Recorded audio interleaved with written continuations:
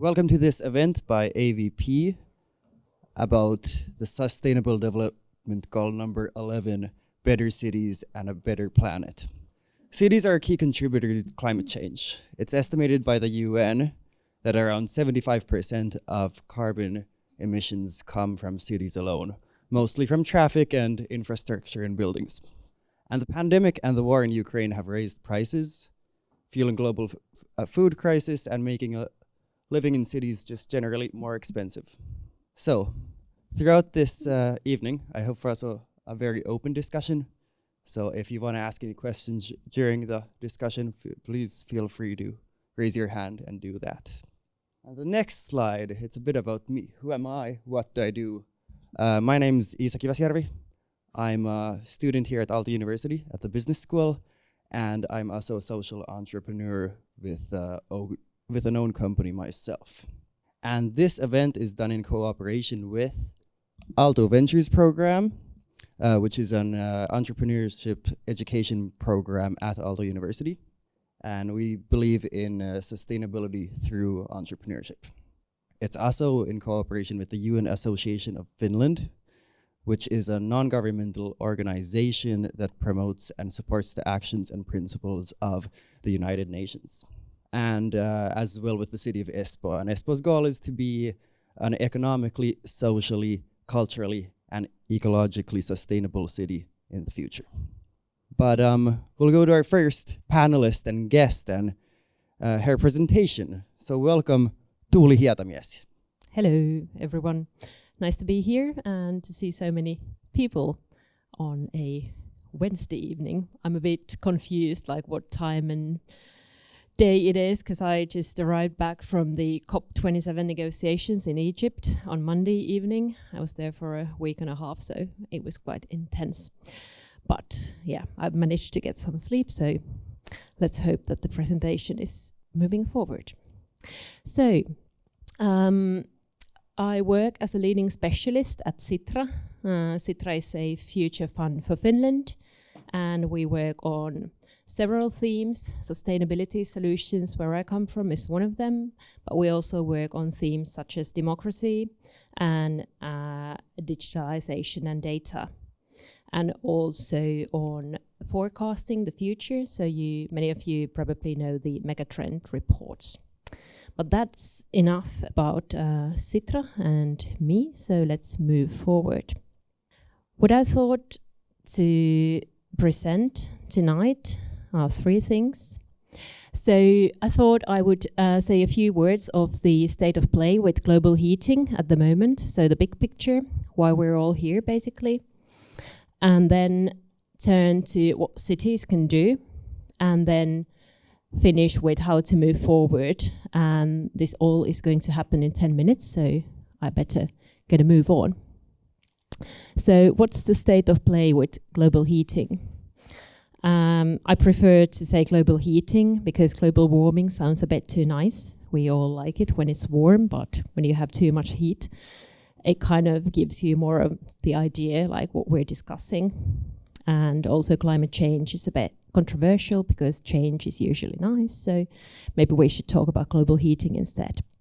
So, well, what happened in COP27 in Egypt? Well, Antonio Guterres, the Secretary General of the United Nations, was there trying to push through the message that we should do a lot more, a lot faster.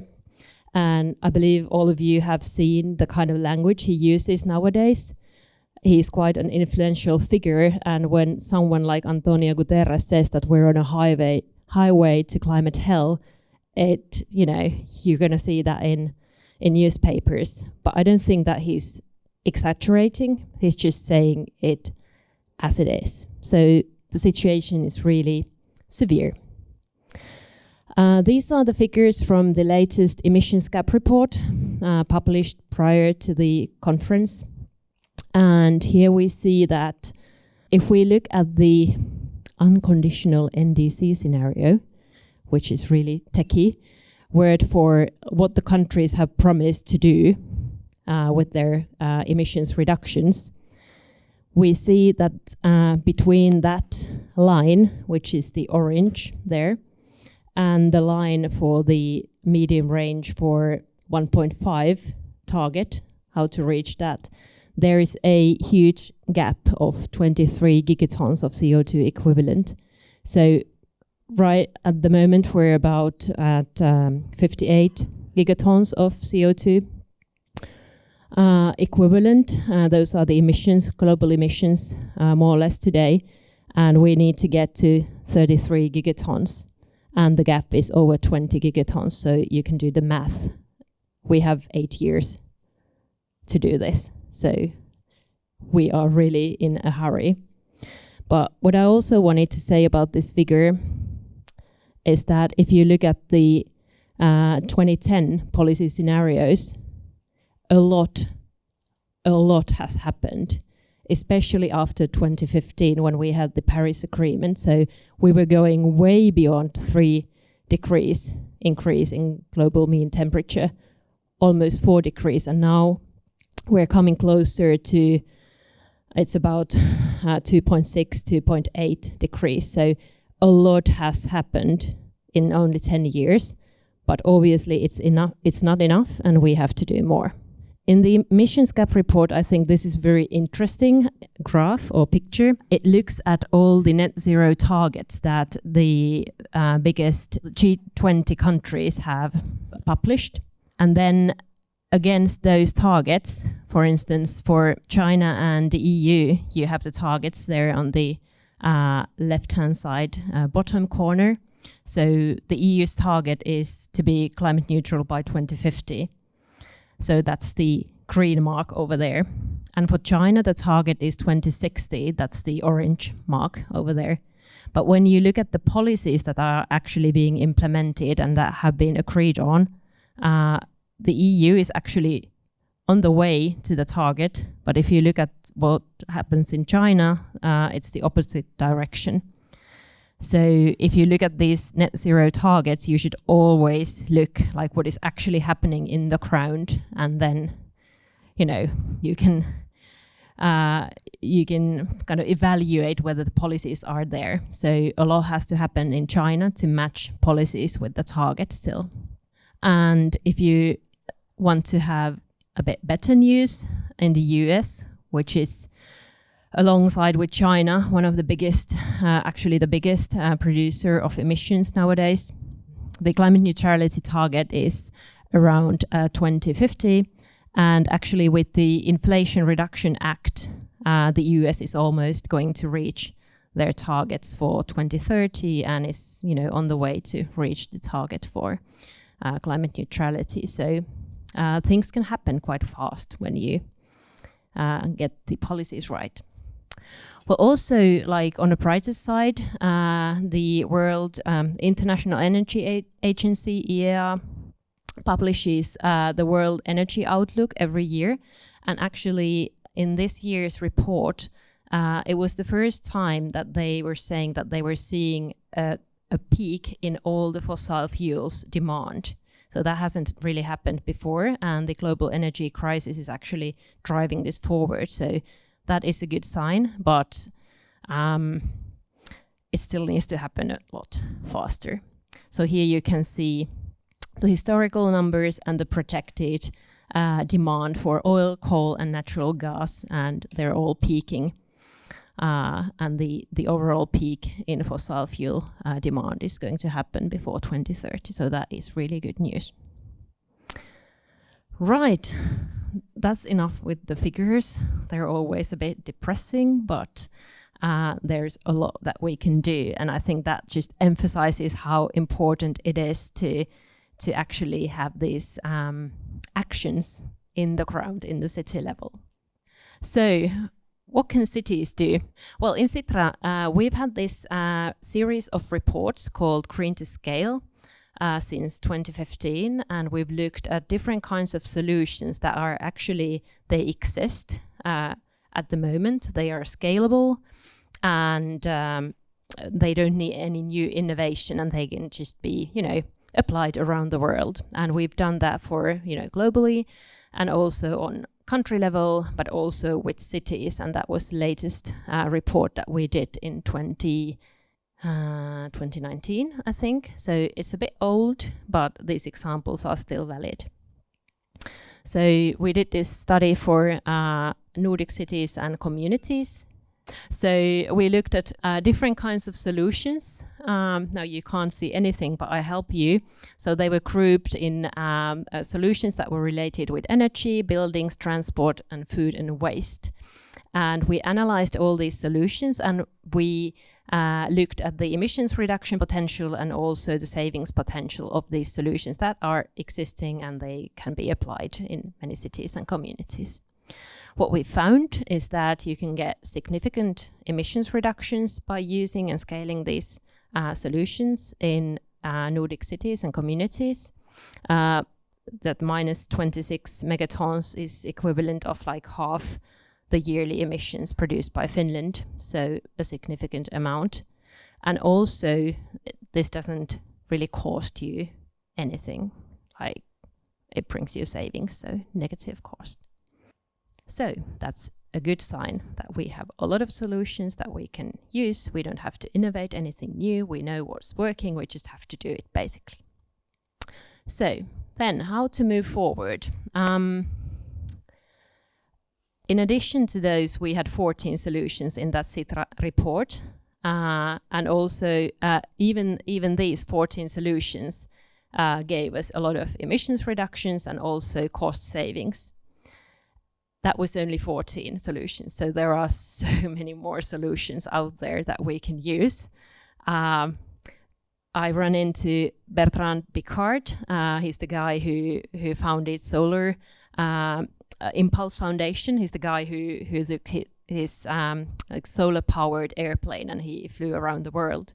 And he has this foundation, and they've been looking just recently into solutions for cities, and they came up with over 1,000 solutions. So every time someone says that we don't know what to do, we don't have enough solutions, we need more information, it doesn't really apply. Well, it's not true, we know, and we have solutions. So it's more about implementation and, you know, the speed of the implementation.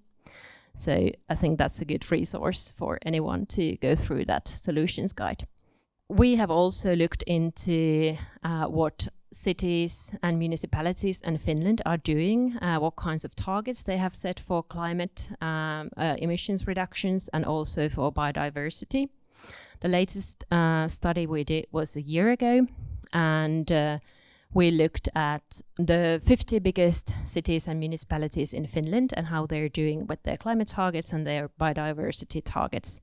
And we found out that 2/3 of all the cities, they had a climate target, and the number of cities that have a net zero target had gone up significantly. But on the other hand, for biodiversity, there were a lot of municipalities that didn't have a target. So that was in its infancy, that work. And in my opinion, to succeed in these climate actions, we also need biodiversity actions. So we need to bring these two together. So this is the way forward that cities should be thinking. And also when we think about these solutions, we should always think whether this serves climate and the biodiversity at the same time, because these are part of the same crisis that we're in.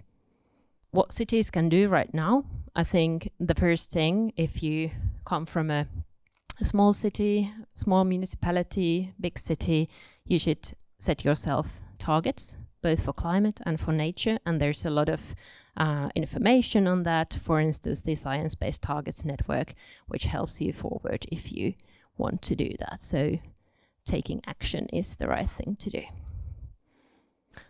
This is the conclusion from me, and thank you.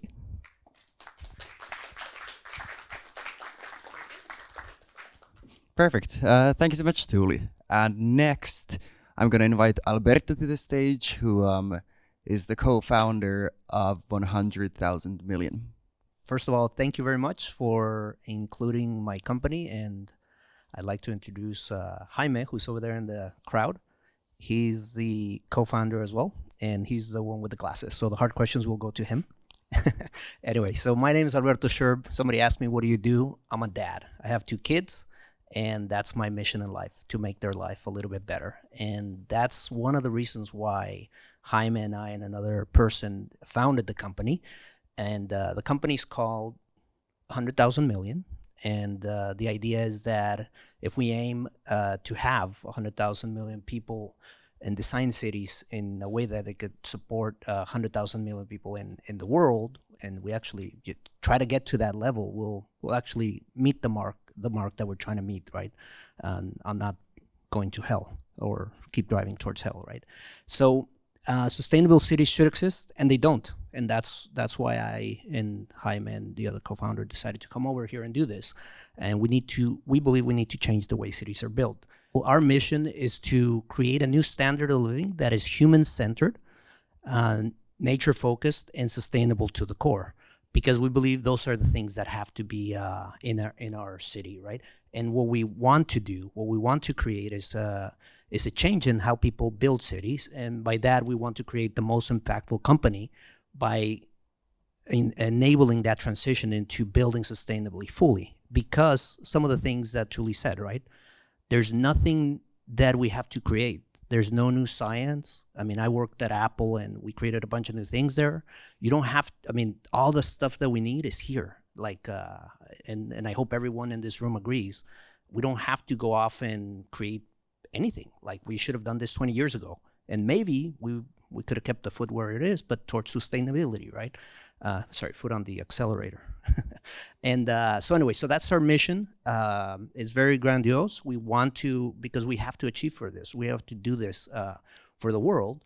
So how are we going to do this? We said, well, let's go build cities, right? So we got a plot of land. So we have 450 hectares in a zone in Chile where we have a lot of solar power or solar energy and a lot of wind energy at night. So we can, make this sustainable city that we're talking about. And our goals are to achieve 1/3 of water consumption compared to Helsinki. Helsinki's pretty good. The US, even though they had a good mark before, I'm also a US citizen, but that mark is pretty good, but they consume a lot of water, a lot more than here. So for us trying to shoot 1/3 of Helsinki, we're shooting for something that is gonna, make a dent, right? And then of course in energy, we also want to shoot for 1/3 of energy.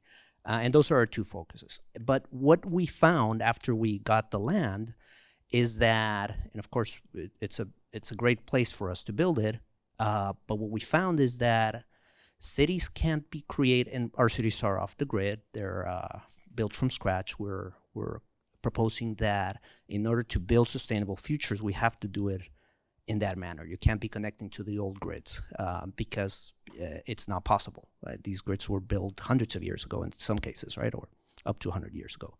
And so we found that the community is what we need to build, and this is what we're doing in the next steps for our company. We're trying to build a community that will live there, and it's not people like me. I'm a 47-year-old dad.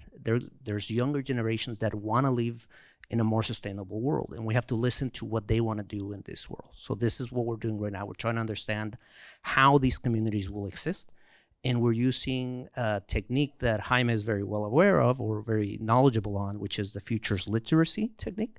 And so we invite people to think about what are these communities like in the future. We've had a lab in Helsinki. We had north of 30 people join, and we did a lab in Portland last week, I think. Sorry, just got back. And it was also very successful. And again, we're trying to figure out what this community is, because we think that's what's gonna drive the city, right? You can't just put a city and expect it to grow by itself.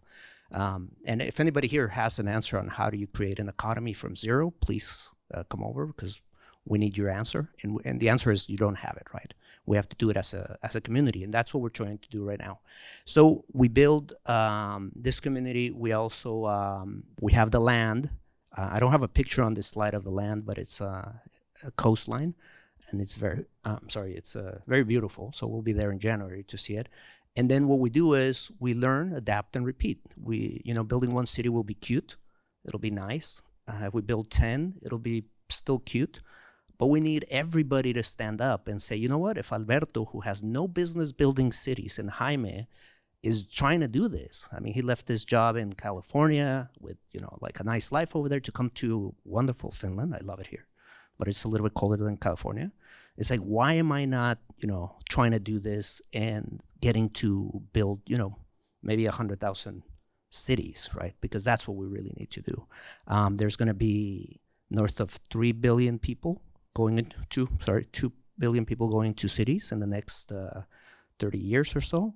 So that means that if we feel crowded in Helsinki, which is not, it'll be crowded everywhere. And besides, Helsinki is quite nice, so people will try to come to the cooler places, right? So we have to figure out how to do what to do there, and we're proposing we do the cities that we're talking about. So who are we? So I'm Alberto, as I mentioned. Jaime is here. We've got a very good experience in a couple of different things, so we complement each other very well. And then we have the third person in our team, who's Christopher Staggs, and he's the guy that actually can build the city. So he builds sustainable homes today in the U.S., and this is in Portland, Oregon. And he's also our investor. And so far we have committed 750,000 euros for this company, but we need a little bit more to build the city, roughly about 1.2 billion, but that's for a 20,000 person city.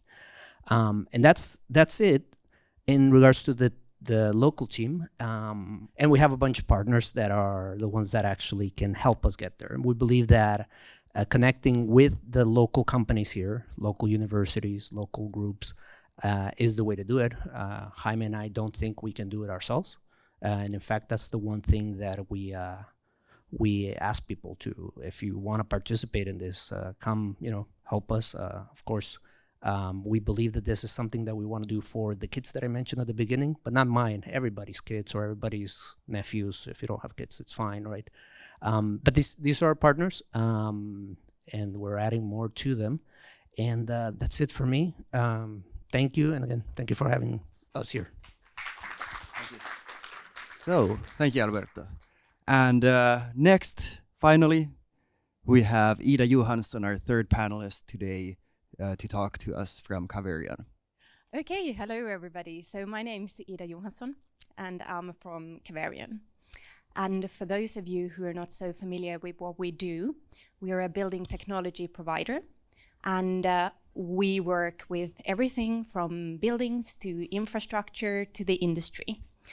And we also do everything from design, we deliver, we operate, and we maintain the systems. So it's quite a broad product portfolio, which we have. An easy way to say what we do is that if something needs implementing or you need action, it's usually our hands and feet that will be the ones who install in the buildings. I'm going to talk to you a little bit about what a company can do, and especially what a company in Finland can do related to sustainability, and a little bit more maybe from the environmental point of view. So the picture behind me is from a customer case we did a while back, but I'm going to talk a little bit first about our strategy, and then after that tell you a little bit more about the case you can see behind me. So we renewed our strategy in last May, it's quite new, and it's based on 4 strategic themes, of which sustainability is now one. So we're trying to change the whole route of the company so that we will be a more sustainable solutions focused provider than before. And at the same time, we're trying to ensure that we would have sustainability thinking incorporated into all of our core practices. And from a broader perspective, we of course look at sustainability, but we have also recognized that the main impact that Caverion can do is environmentally related. So that's where we focus most when we talk about sustainability. We as a company are of course trying to minimize our footprint, but as we're not a manufacturer, we quite clearly notice that the largest impact we can have, both carbon positive and negative impact, mainly comes from the work we do together with our customers and collaborators. So the internal impact we have as a company is actually significantly small compared to the impact we can have together with our collaborators. And one of the core issues that we have all the time on the market, and which we notice, is how to make the more sustainable solutions economically viable. And now I'm talking short and mid-term. If we look at them long-term, all of them make inherent sense, and they are easily economically viable. But a lot of the companies we work with, they want the payback times to be incredibly short. So it's always a question about how to build a system so that it makes an economic sense for all of the parties involved in the process. And it doesn't really matter if we look at something like energy efficiency or if we want more data transparency, we still need to get the rate of adaptation a bit higher than it currently is. So this making sure that it's economically viable for all of the parties is one of the core questions we're working with all the time.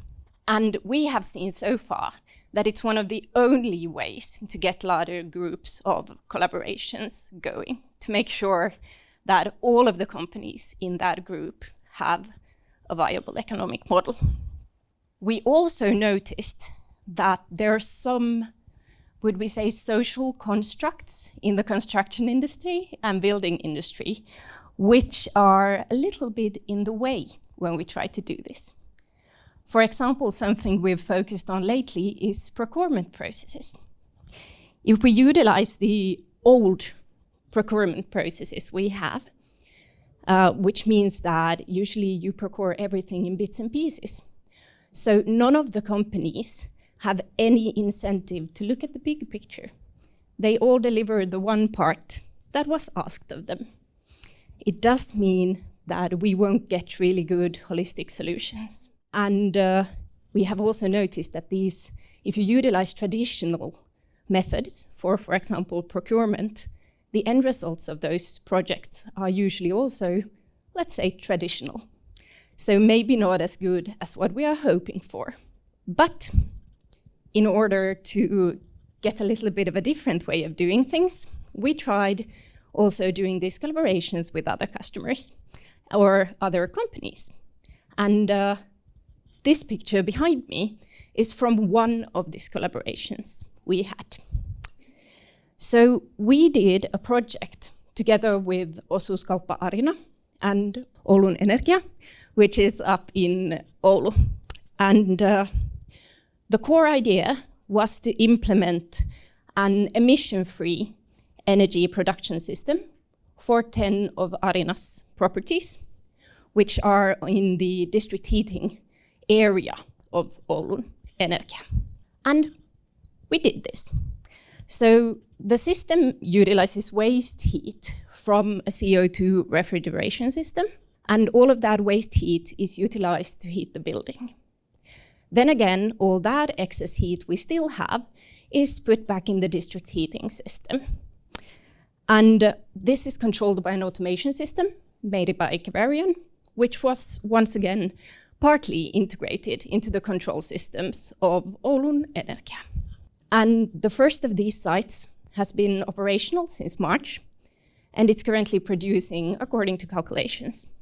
So what we see is that it produces fully emission-free district heat for about 3 gigawatt hours a year and has a CO2 emission saving of about 500 tons.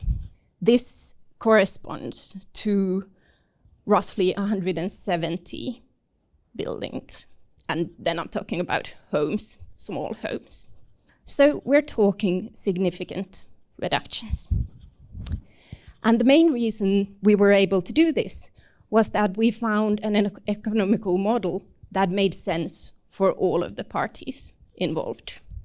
So basically, what we have now is a fully emission-free and cost-efficient district heating producing system. So, last but not least, we believe there's enormous potential in cities for change. And as said before, we have all the technology we need. But in order to take them that one step further, we're going to have to somehow take a little step back and try to evaluate these systems as larger entities. And to be able to do this, it does mean that we can only do this in collaborations with other companies as well as ensuring that we have a common goal and an economical model that does make sense for all. Thank you. Hi, my name is Eva Ylikoski, and I'm a part of Youth Agenda 2030 group. And this group was actually grounded in 2016 by Finland's Prime Minister. And one of the biggest goal for this group is to get young people's voice heard in the discussions when it comes to sustainability in the politics, for example. I'm also the moderator of today's panel discussion, which will start shortly. So the first question is for Tuuli. You just came back from UN climate negotiation in Sharm el-Sheikh. What was the outcome of the meeting, and what kind of role do cities have in curbing greenhouse gas emissions? Okay, do you want a short or a long answer on the results? Well, I think you've all read the news. So first, I have to say that the expectations for like what is realistically coming out of the negotiations, they weren't really high. So you always have to think like, you know, what can be achieved in one of these meetings. And this was a year after the Glasgow meeting, and we knew that there weren't going to be big announcements on net zero targets or many new NDCs. And basically the biggest issue on the table was whether there's going to be a new fund for loss and damage. So that's basically the things that you can't adapt to caused by climate change. So if the sea level is rising, there's not much you can do if you're living on a small island in the middle of the Pacific. So there's only basically you can pay for loss and damage if those people have to move to another country or to another island. So that's what was really the biggest fight in Sharm el-Sheikh. So the vulnerable and small island states in particular, but the whole developing country group were really adamant that they wanted a new fund to cover the expenses. And yeah, so that was the big question. And the fund, there was a decision that the fund is going to be established. But when it comes to emissions reductions, not much happened really. So it was basically fighting for kind of keeping the level of ambition that was achieved in Glasgow.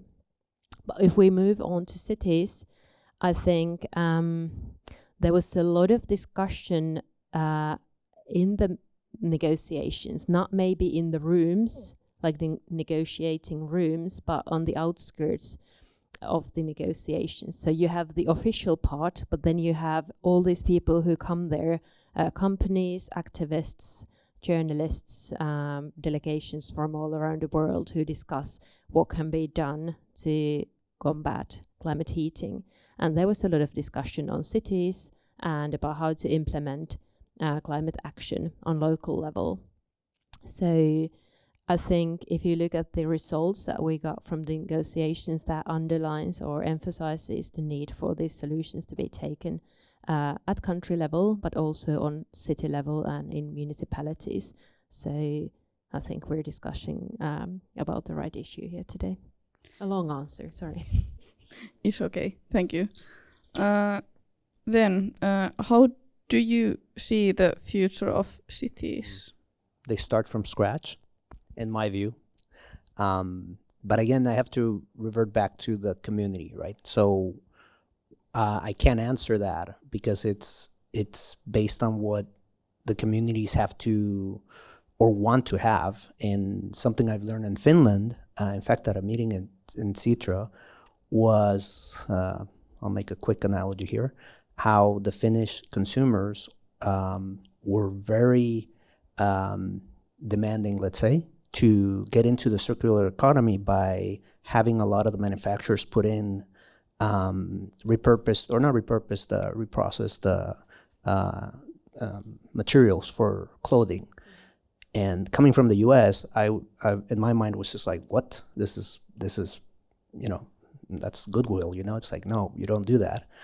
And that's the difference, right? We have to think about not just, you know, how the Finnish people think, but the younger generations, I think, are the ones that also are driving that, not just because the Finnish people are like this, but it's to see those distinctions. I have to think that my answer can't be I can't start without talking about community, and that's what we're trying to figure out. Aside from that, I think we have to just use what we have. Like we've said it before, there's nothing new that we need to do. We just need to build sustainably. The process of building sustainably, build things that are sustainable, and at the end, if we have the right community, the mindset will be there, which is key. I can continue with a little bit of a different perspective, because Caverian thinks most of the cities we will have in, let's say, 2050 are already here. And we believe the future city will be something close to a smart and sustainable city. So it's a combination of both of these. And for us, that does mean that we're going to have to get the pace of renovations of buildings up. We're going to need to add technology. But here, I want to be clear, technology is not an intrinsic value. It needs to have a purpose why it's there. So we need to understand the end user, what they need, and build from that. But we do believe a lot of the actions are going to have to come from renovations of buildings that we already have, and infrastructure, naturally. Very good points. And maybe I can add that I think it's really important for us to have a clear vision of what a future city looks like, or what like today's city looks like, even that is desirable, that we actually want to live in.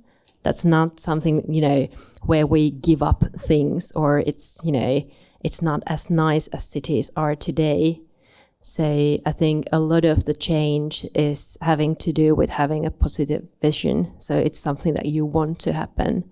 So that means that even though we're reducing emissions and we're conserving nature, or we're just building in a way that we don't have to destroy nature like we've done so far, it doesn't mean that we're doing something less, or it's not as nice or something that we would want to. So I think that is the key.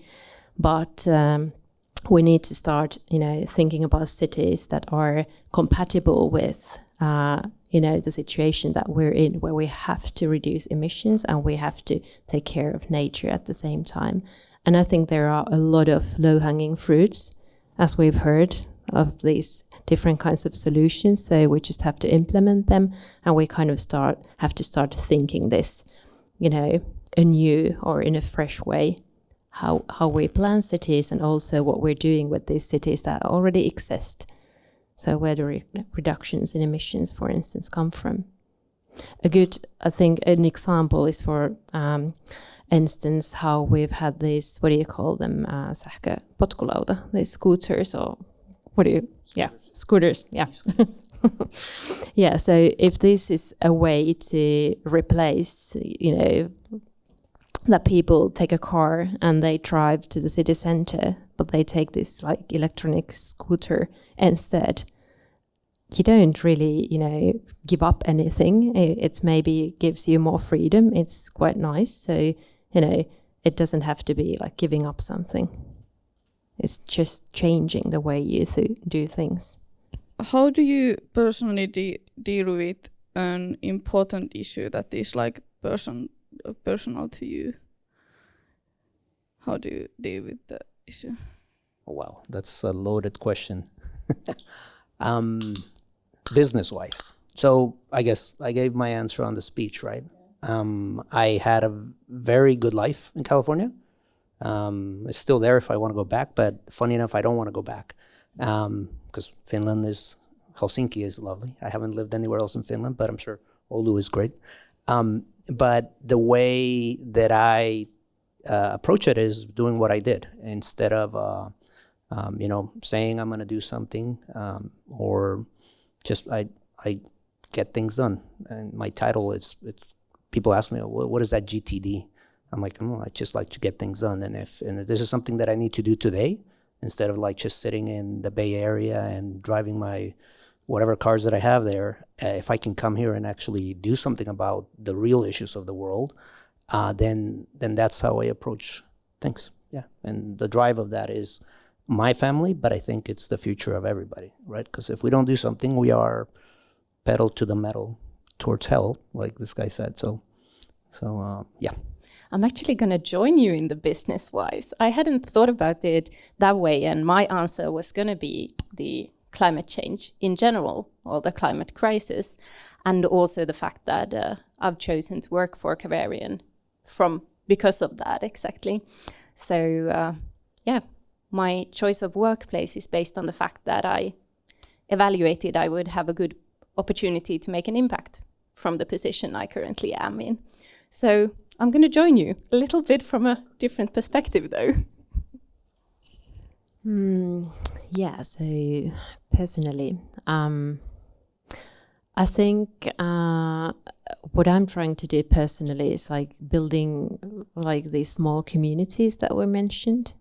So although I live in a city like Helsinki, I'm trying to, together with our neighbors, to create this like a spirit where you get happiness from small things.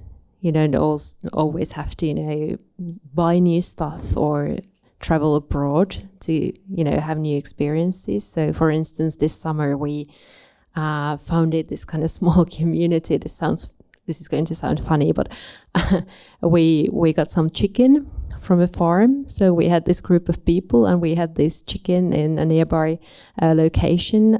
It's like this garden where young people and kids go and they farm the land.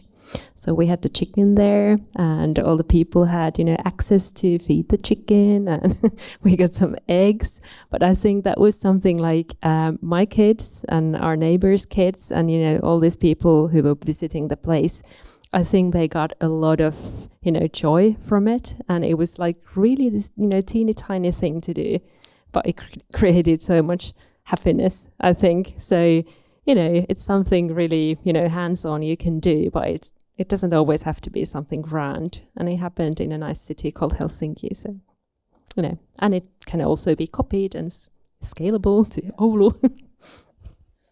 Great. I have a question also.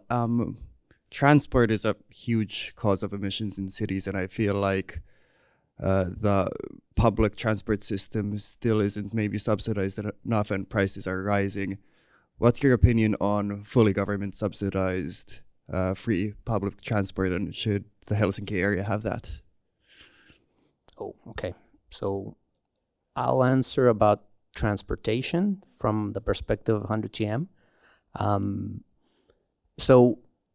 I love cars. Like, don't get me wrong, I'm a fanatic. I'll stop there because I'll keep talking about that.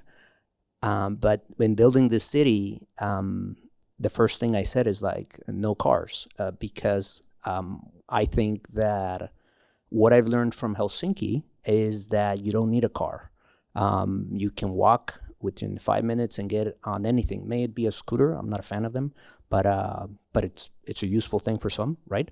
But or the tram or the service. So I guess if it could be free, great. But I feel like it's my duty to pay to keep it running, and I subscribe every month because I just love the tram. Like my friends talk about what car they drove. I'm like, oh, I drove the new tram on line 2, and it's amazing, right? So for our cities, we believe transportation should be minimized for cars. So we don't want to design the city where there's like, okay, first we lay down the roads, and then the rest we build the city. In fact, there was one road in the city layout that I asked the architect, I'm like, what is that doing there? He's like, dude, somebody has an accident in the middle of the city, you need access road. I'm like, can we make it on the side? Can we make it, can we not put or eliminate a piece of the land for a truck to go by, even if it's an ambulance? I said, can we make it somehow easier, right? Of course, the architects are looking at me like crazy. They're like, what do you mean? We need to access. But we were trying to minimize it. Electric vehicles if needed, right? But our goal is to have the least impact from that perspective. I must admit that was a hard one, really a hard one. Well, it's hard for me to answer about these subsidies. It's not my specialization area, but I also feel I'm okay with, personally, I'm okay with paying for the transport I use to keep it running well and at least give some support to it. But that said, it would be important to keep the prices so that it's possible for everyone to actually use them and to use them as much as possible. So it's a thin line to walk. I think we can pay for them, but how much? That's a question that it's not up to me to answer. Yeah, I think I'm like on the same page. It's politics, basically, you know, how you decide to use the money in a city and what's the fare. So yeah, politics and politicians, they decide. But I think the most relevant issue is to have a working and good public transportation so that people want to use it and that you can access all the places. For instance, I came here by metro, so that was really nice. You know, you could take the metro and then walk here.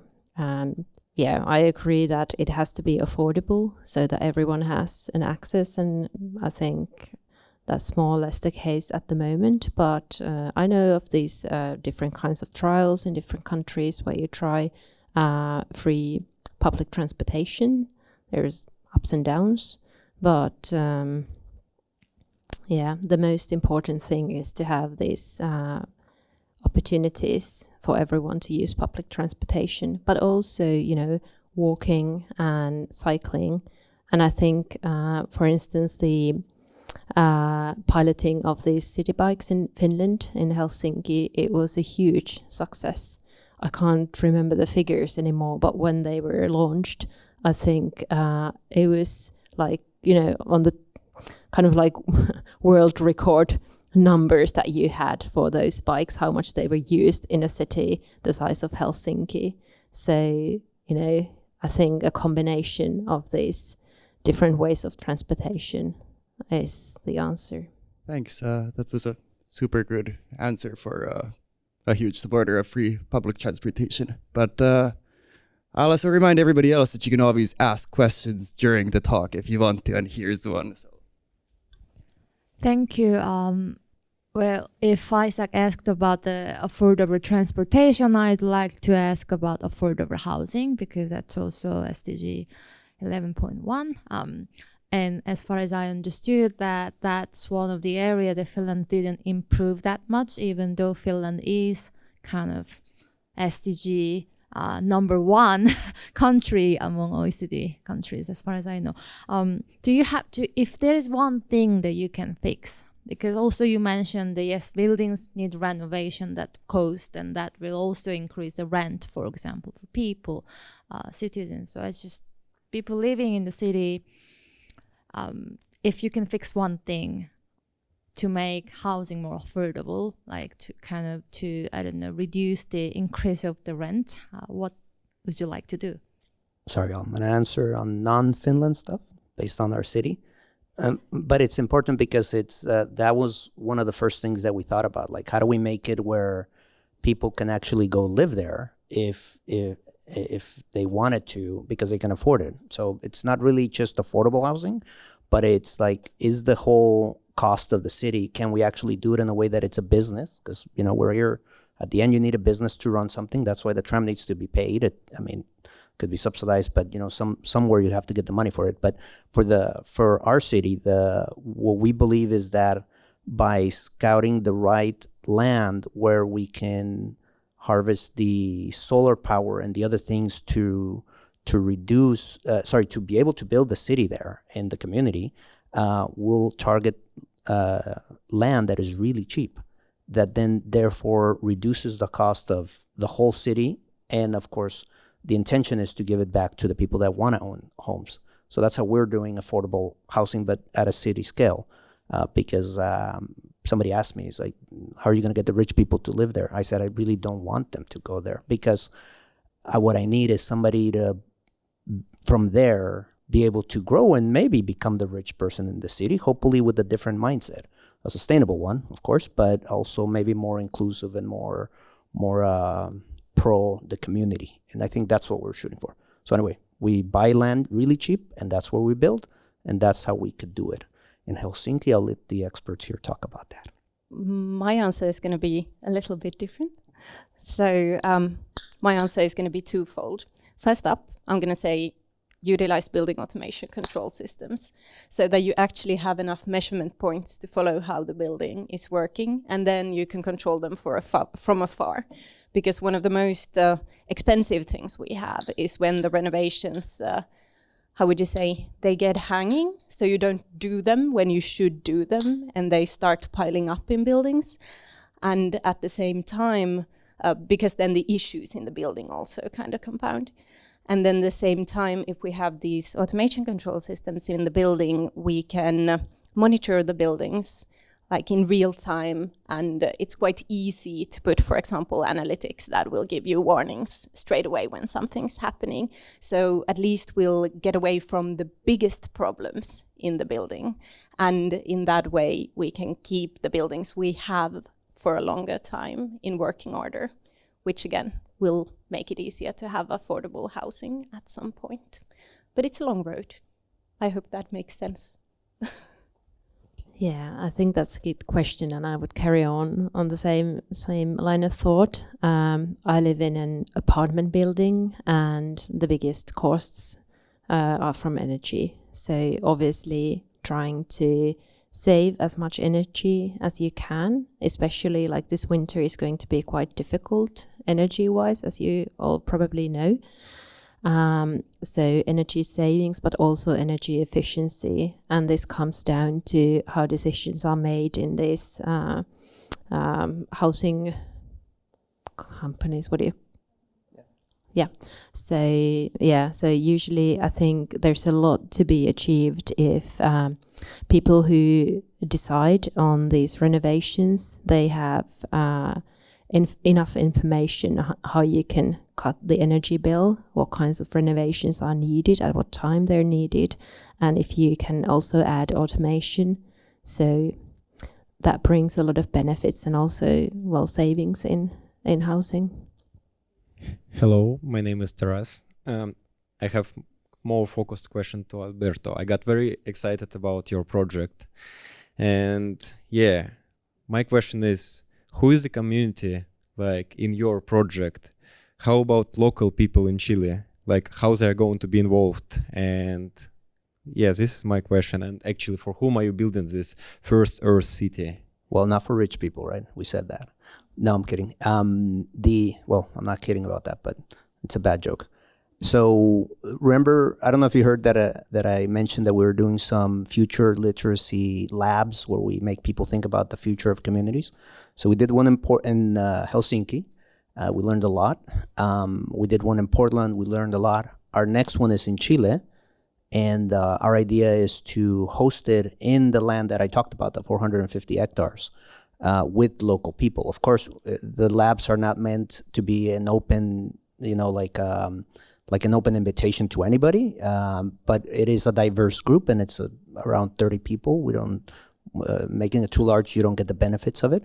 But the idea is that the local people live there. I mean, I could move there, right? But not everybody can move around the world. Well, actually, I don't know. I would need a residency, I guess, right? But anyway, but some we want it for the local people because every city. Sorry, maybe that's a broad statement, but everybody has a problem of housing deficit. Everybody's dealing with it. Helsinki less, but or Finland in general, but the rest of the world, there's not enough places, right? So clearly, it's for the Chilean people. Sorry, and that's how we're going to integrate them. First, we're going to do this lab, and then later invite people to join us from there. We think those are our first customers, and we don't see, other than the digital nomads, right? People that can work from anywhere going there. But our goal is not to just have a bunch of people working remotely there, because we need to create the community there, and then everybody on their laptop with headphones might not work. So. Yeah, and if I just may add, I think it's really interesting. Like I've never heard of this initiative before, so thank you for broadening my knowledge this evening. But I think another important point is how do you live this 1.5 compatible life within those cities that already exist? And I think there's a lot of interesting stuff happening in Finland. For instance, in Lahti, they've tried. They have these people who have committed to, pilot, like, how can I live in a way that's compatible with 1.5? And they've looked into their, like how they live, how they move, what they buy, what kind of, diet they have, and they have tried it. So I think that's really interesting to kind of hear those real life experiences of how you change the way you behave and whether you actually find it difficult and whether you actually might achieve something, the better quality of life at the end. So I encourage you to look into those examples as well. Hi, no, I'm hearing a lot of interesting things related to community, like how do you build the community of practice in a way? For example, well, let's take my city. I come from Tampere. We have the climate neutrality target by 2030, and now we have the new tram. And there was a big discussion about like whether there were some people still against it at the stage when the decisions was made. It was a heated debate at the city hall, and I think the recent survey was that 85%, if I'm not mistaken, was in favor of the tram now. So it's also like once you get the things done, then people start to change. They like side with the winner, that kind of a thing. And I think that's also very important. Like, for example, even in the UN climate negotiations on the outskirts, you need to bring together the people who are actually making the things to happen, to make others to believe and to make the same steps. And also what I heard from Caverion, as you work with your customers and your supply chains, like the procurement, and that brought me to think very long change of thinking. Like, but what are the most crucial things to change? Like, where would you make the change if you had the power? Like, who would you try to influence? That's my question to everybody. And actually, just Alberto, also an additional one. How do you link your project to the national level? Like, are you somehow involved in the national policy processes, or is it just like an isolated, like sort of a startup city kind of a case that you have? Can I start with the who would you try to influence question? Yeah, I think it's an interesting question, and I'm not going to give you like one person's name or one group, but I genuinely think that you need the support of the people, not just common people. You need the support from decision makers and from the companies. And I think what has happened in Finland with reaching the 2035 climate neutrality target, that is what actually happened. Like before the elections in 2019, there were a lot of like protests or marches for more ambitious climate policy on the streets. You had all the parliamentary parties coming together on this round table to discuss how Finland can, be on a path to a 1.5 compatible world. If you remember, then the IPCC, they published their 1.5 report. So everyone was really, kind of really conscious that things need to change. So the politicians had their discussions, there were people on the streets, and then at the same time Finnish companies and, for instance, the Confederation of Finnish Industries was publicly supporting the 1.5 degree target. So all those things came together, and then when the government was formed, they agreed on this climate neutrality target for 2035. So I think it needs support from different groups. So this is what is needed. So in cities, that would mean that you would need to have the political support, but you also need the companies, and you need people who are advocating for change and are kind of supporting, so that the people who are making the decisions, they don't think that they're going to be, ousted the next time there's going to be an election for making these decisions, whether it's, transforming the transportation system or how you're building or, whatnot in the city. So I think that's the key. I was paying too much attention. I almost forgot my question. So you asked about the national level. So to build a city, and we're learning all of this, right? We are no experts in this, but you can't just actually build a city and claim it a city. You have to start smaller. So that's why, our city will eventually be 20,000 people, but we start smaller in order to get engagement with the government. So we have permits and all these things that are normal real estate. We're not redoing the way real estate is done at the high level. We're just asking them to build it sustainably, right?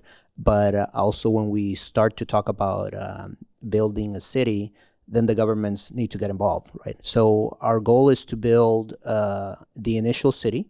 And as we grow, we involve the government. We don't believe we're a B2G company, or that's business to government company. Apologies for mansplaining that. But we foresee that in the future, the governments will potentially want us to help them do that, right?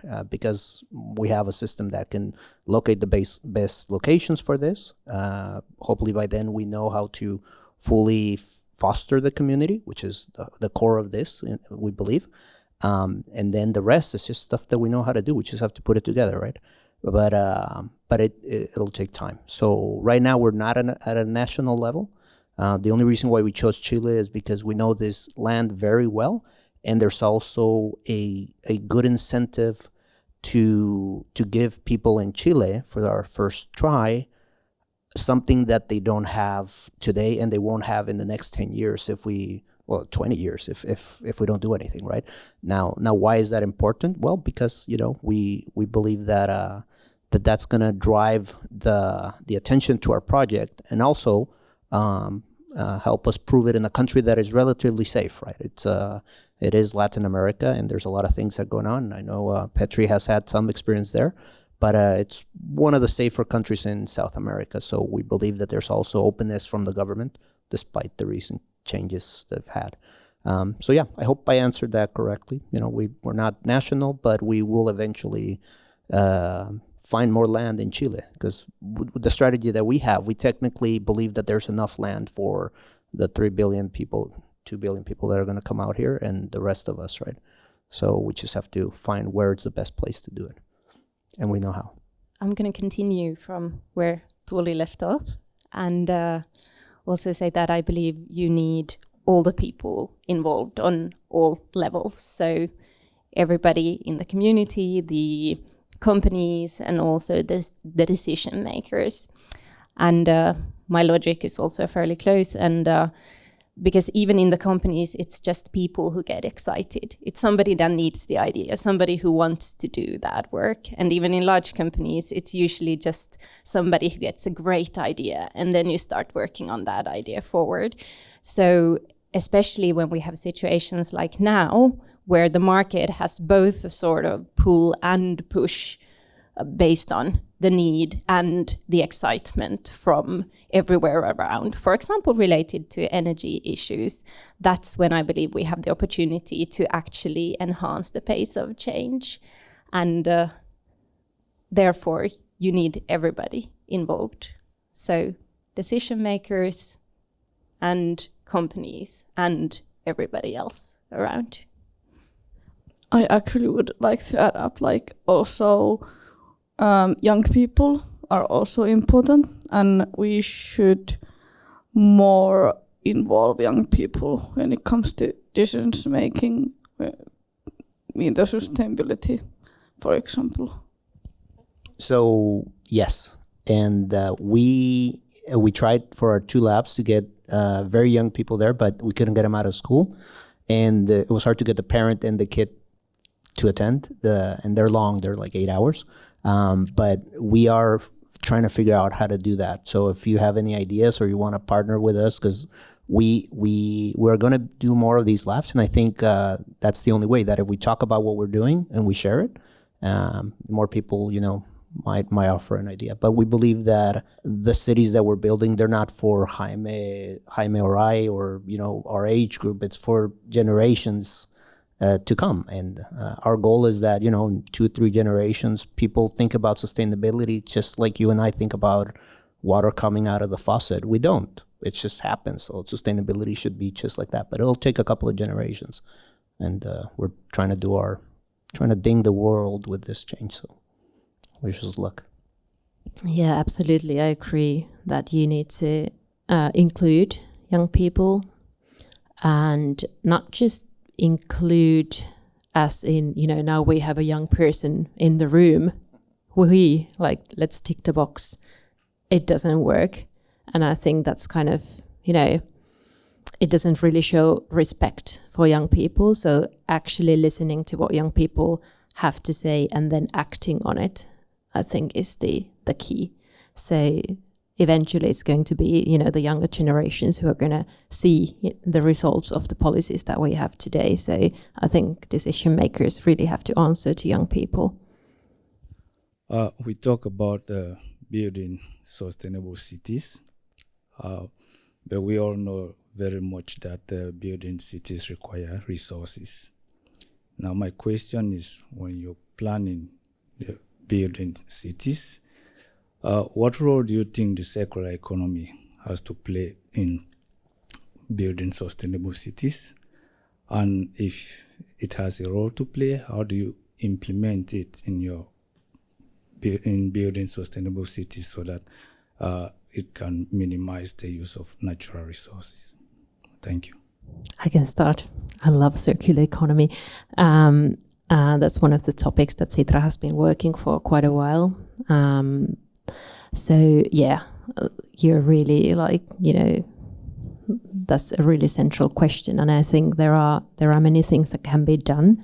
But at the moment when we build in cities and everywhere else, we don't even really know what materials go into those buildings. We don't have a clue. If I bet, well, I don't know, I can't say for sure, but I think if in 10 years or in 20 years time, there would be a need to, tear down this building, I don't think there would be anyone who could say, this is kind of the recipe for this building. This is how it was built. These are the materials that were used, and this is how they are going to be recycled or used again. So I think that's what needs to change. So when you build something, then you have to know what kinds of materials go into it and how they can be reused, from the start. So that's one really important thing. And I think that all the buildings that you are building should be designed in a way that they're going to last at least 100 years. So that should be the target, nothing less. So if you build something, it should last for a long time. And then at the end, you would know how you reuse all the elements and all the materials. So that is the future. That should be, today's policy already. Okay, so circular economy, right? So one way that we're thinking about it is the materials that are used. We haven't thought about having the full recipe for it, but you reminded me about a book from Tony Fadell. At the end, he has a nutritional fact about the book, about where things were made, and he did it for a purpose, kind of like what you were saying, right? Where you need to know where things are secured from or procured from. So for our city, we're thinking of using, of course, local resources. Chile has a lot of wood, maybe not as much as Finland, but they have a lot of that. So our housing, we're pushing the development to be related to renewable resources, like trees are. Granted, the philosophy of how you manage trees in North America is a little bit different than here. Here it's a resource. Over there it's a little bit not so much, but anyway, that's one way we're doing it, and we believe we have some limitations there because there's a lot of seismic action in Chile, so we have to be careful of that. We don't want to build it all out of wood and suddenly something happens, right? Because we don't want to get people in trouble. But that's one of the ways. I don't know if Jaime has anything else that he can add, but the advantages that come from being able to design from scratch means that you can design all the processes in the city to become fully circular from the beginning, from the get-go. It's not that you have to change the way people manage their garbage, because you can start from, for example, a good example, that Finland, and not change how a whole city manages its garbage or wastewater treatment. So it's a bit of cheating saying that, yeah, we're going to design it to be circular, but that's the most economically viable option. I mean, retrofitting cities, of course it's good, but it's very expensive, and they have a potential that is much lower than if you do it from scratch.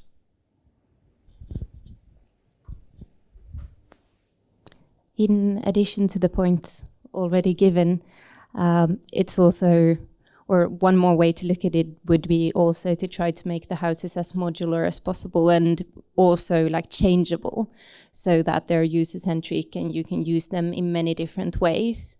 Because at the moment, sometimes we see that, for example, office buildings, every single time the renter changes, they rip out all the walls in between and build new systems. And we do a lot of work in between, which actually would not be needed if it had been built a little more multifunctionally from the beginning. So it's easier said than done, but to take a little bit of a look at that also. I know there's a lot of companies already working on it, but it's an issue that needs further focus. Agreed. Yes. Thank you so much. Time's already... You have one more question. We can take this as the last question. Perfect. Thank you.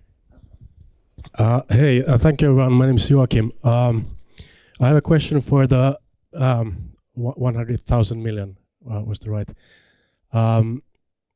What is the? I'm sorry if I missed it from your presentation, but what is the business core business behind this venture? Is it traditionally thinking like a profit making, and if it is, what do you own? What is the asset or the key thing that makes it different from developing any other city? So the business model, that's what you're asking. There's the basic real estate model, and I explained a little bit earlier where we buy land that is very cheap. Therefore, we can benefit from that. We also believe that when you're building a city or a large area, you can create a platform for different things. We talked about scooters, we talked about trams. So all of these become part of the platform. But imagine that the city now becomes a platform that generates revenue from whether it be concessions, whether it be actual contracts of something. And there's a third option that we have, or a third revenue model that we have. Because we're building a sustainable city, we can participate in the carbon offset market, and that it could be potentially something that not just the city will have, but the moment you buy a city, you could potentially have a house that has a certain revenue tied to it because it's fully sustainable. Assuming we hit all the goals that we want to hit. So those are our three business models. With real estate, nothing new, but we just have a strategy to make it sellable, meaning like we buy it low and then we make people being able to buy it so it actually sells. Second is the city as a platform.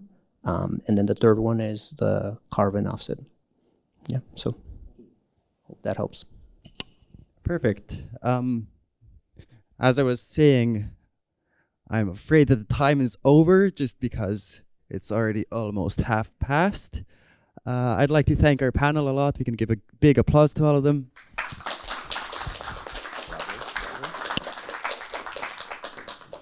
And before you go anywhere and start networking, which I hope you do, because there's still lots of discussions to be done and you have to bring them to the future. And this is a optimal place to get all of them.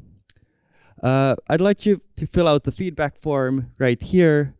Tell about what you've maybe learned and gotten. And afterwards, there will be networking, which I said I hope you use to your best way. And pizza over here. Thank you.